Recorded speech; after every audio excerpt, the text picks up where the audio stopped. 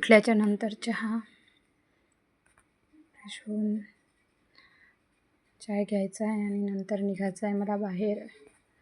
आज जाणार आहे मी बाहेर, त्यामुळे पटापटा कामं आवरून घेतले, चहा वगैरे घेतला आणि आता करणार आहे मी घरातले कामं पूर्ण. आज बाहेर जाण्यासाठी विचार केला आहे, तरी आंघोळ वगैरे करायची आहे मला. आणि आता आंघोळ झाल्याच्या नंतर देवपूजा. कोणती स्त्री जेव्हा बाहेर जाते तेव्हा तिच्या घरातले सर्व कामं तिला करूनच बाहेर निघावं लागतं. स्वयंपाक वगैरे, देवपूजा झाल्याच्या नंतर स्वयंपाकाला सुरुवात केली. स्वयंपाक झाला माझा. स्वयंपाक केल्याच्या नंतर तयारी, भाजी पोळ्या बनवून घेतल्या.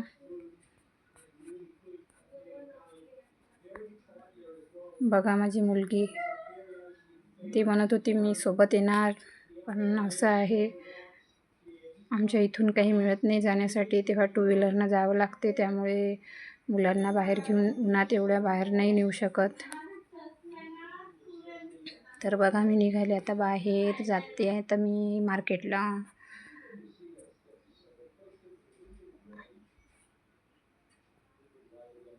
ऊन तर एवढी आहे की बस निघावं मन नाही करत, पण काय करा, काही काम पडलं तर जावंच लागतं बाहेर. तर आली मी बाहेर. शाळेमध्ये ॲडमिशन पण करायची होती मुलीची.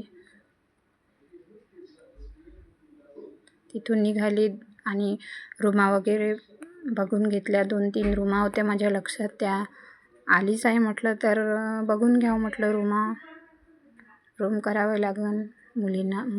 2 मुली ठेवायच्या आहे तर, पण ते काही माझ्या लक्षात आली नाही. तर मग त्याच काकाजीने मला सांगितलं की आणखी 2 रूमा बघून घ्यावा आहे तर.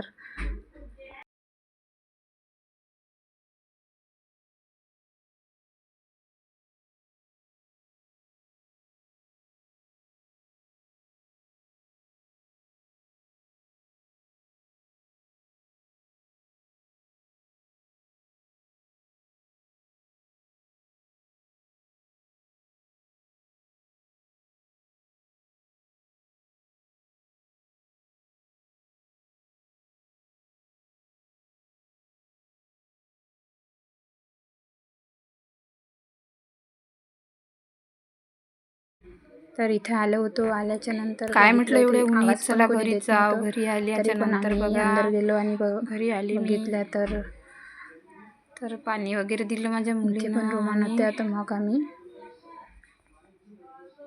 खूप गरम होत होतं तर थोडा वेळ बसले आणि आता इथूनच पुढच्या ब्लॉगमध्ये भेटू. बाय.